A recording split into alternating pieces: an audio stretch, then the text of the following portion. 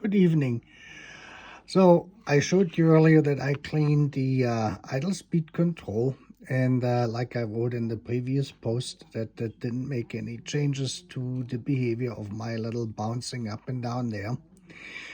So we had to look further. So I swapped out the two ECUs with this one and the other idle speed control. We moved the vacuum from the EZL, put it back on, and then I realized that this problem is coming from somewhere else. And I'm looking, and I'm looking, and I'm looking, and this is what we got.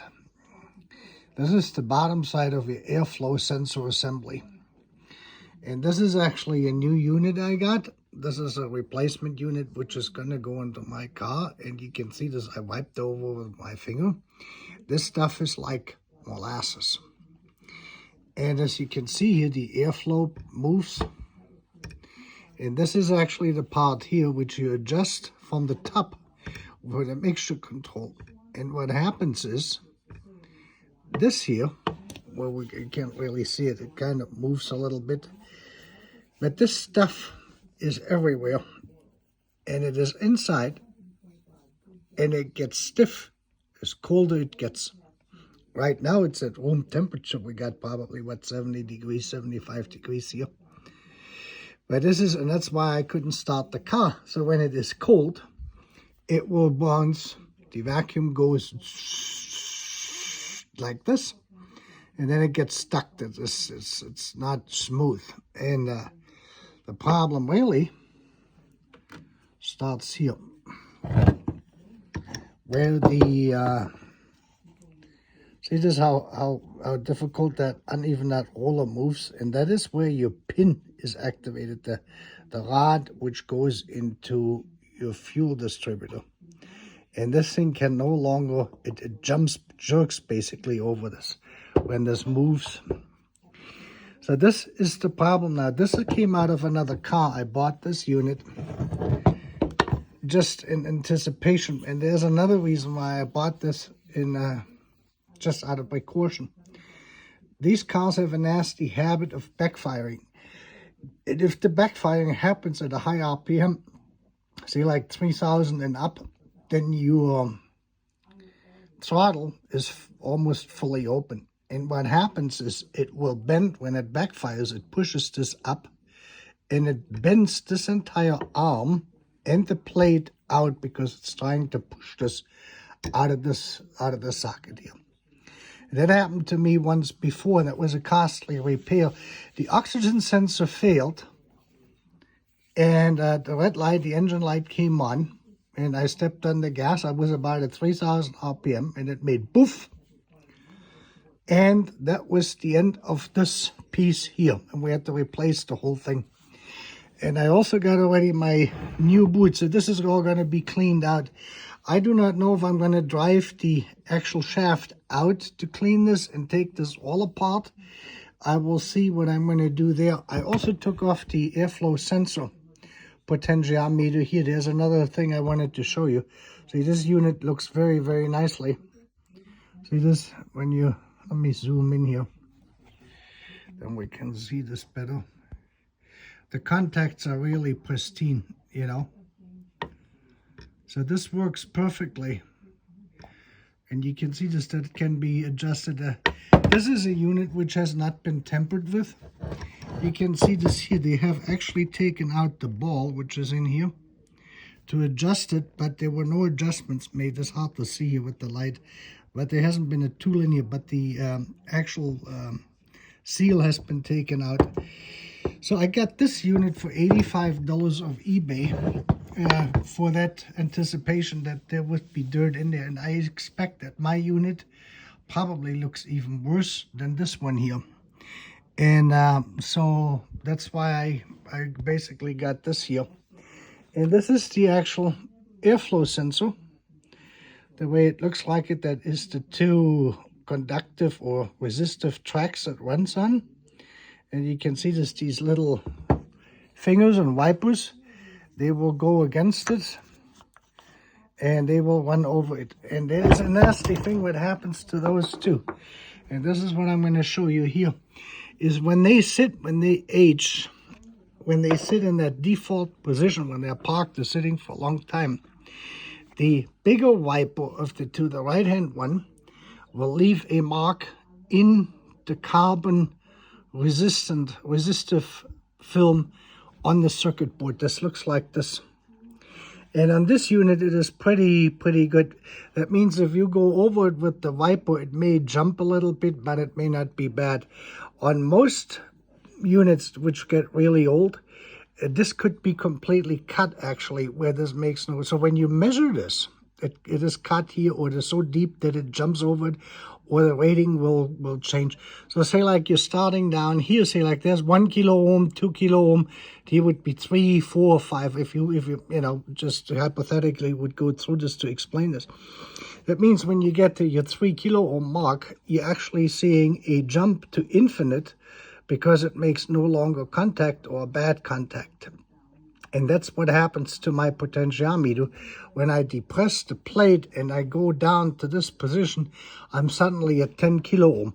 And then if I just push it a little bit further, then I'm back to 3 or 2, whatever that is, and it goes back to its normal path. And that confuses the ECU for the mixture, because it doesn't know where that's at. Those can come into different units. I would say that this is in a good shape, but it has definitely already a mark from the age. So this is definitely the original one. I'm going to put this back on this unit here and see how it works out. I have a new one coming, and I'm going to show you then when I take my airflow sensor off my car, when I take that finally all apart with the intake and everything to clean it, then I'm going to show you what my sensor actually looks like, and then we can compare this on how deep that little, how would you call it, that valley or that imprint is from sitting there. But this is basically what it turned out to be. So we have, this stuff is nasty. Look at this here. And if you can imagine, if this gets cold, this is like molasses, then you can, this is baked, then you won't be able to move this.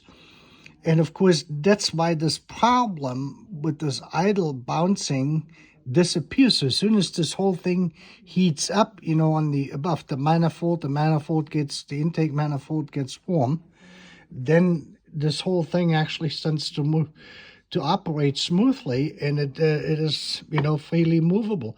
It looks like it is, but it isn't. It is not as free as what it should be. And you can see the residue everywhere here. So this needs to be thoroughly cleaned, and then we will have a working unit. So if you have idle problems, because this pushes against this actually directly controls your fuel flow through the fuel distributor above. And if this does not run absolutely smooth, you're going to have a problem with the fuel distribution and the entire performance of the car. And like I said, this is what can happen on my cars. It kind of gets stuck, and then the idle speed valve, the control valve, is trying to counter this. It opens up more, then this comes back, and then it goes, and then you can see this, what it actually does. Okay. And then we will see when we clean out the intake. I assume the intake manifold from all that carbon deposit from the EGR, that I assume that the 3 ports in the rear, in the end of the engine, for the brake, for the transmission modulator, and for the economy gauge and air conditioning system, is clogged up, and that's why we're not seeing the economy gauge going all the way down to 0 when we're idling, because that is all clogged up in that back part there. There's probably heavy residue. I'm quite curious to see. Oh yeah, I wanted to show you the boot. That was one thing I wanted to show you. Now, on these, if your unit has a boot, you don't have to buy this frame. They're selling this frame usually when you search this boot. This is part number for anyone who wants to do it. 116, 140, 06, 18. And definitely look at the date. I can say the months, but it was made in 2017. And this came from Mercedes-Benz. I would only suggest to you buy this part only from Mercedes-Benz. And I can tell you why. because this has to be pushed in to this frame. And if the gasket does not fit right, which most of the aftermarket gaskets will not work. I think I paid $85 for this, which was worth every penny. But you can see I got a complete fit, and it is soft. It is not old. This thing will last me probably another 20 years or 30 years before it has to be replaced. And it also will seal my idle speed control valve completely. On the old one, which I took off, this is so hard that this white adapter with that L piece which goes on top to the valve here is so loose that it sucks air in on both sides. So this would be my suggestion. You don't have to buy the aluminum frame if you have already a boot on it. Order the Mercedes-Benz clamp with it, because this is the correct clamp, where you actually come in from the top with a screwdriver or 8mm nut driver to take it on and off to tighten it. That costs a few bucks, and you have to order that separate. You have to tell them that when you order that. So the I think it was a 3.8 liter and the 5.0 liter. They had this part made out of aluminum, cast aluminum, which was it. So it was a solid body, and they changed it at one point. So if you have the old version, which has this lower part made out of a solid piece, solid aluminum or cast aluminum, then you have to buy this frame here to accommodate this boot when you change it. And of course, I would strongly suggest you look at this. Any type of these unstable, this is what I'm realizing now, at the age of these cars and the conditions and dirt and everything else, this is what we're looking at. And this came out of a car with probably 125,000, 150,000 miles. So half of it what my car got. So mine is probably going to look worse than this. So this, plus the intake manifold on the mechanical side, dirt-related, that is throwing a lot of stuff off. So these are the areas. Intake, it will also then regulate the vacuum leaks. That is the next one. Fuel distribution, that has to work right. And then the electrical stuff. And to my surprise, the electrical stuff was very little compared to the amount of work I have to do in the intake side, dirt-related and carbon-related. That is a lot more now than ever before, but this is just coming with the age. And with that, I wish you a good night, and I will keep you posted here. Next weekend, I'm probably going to start tearing this whole thing down and into, and then we will keep you updated. Okay, have a good evening.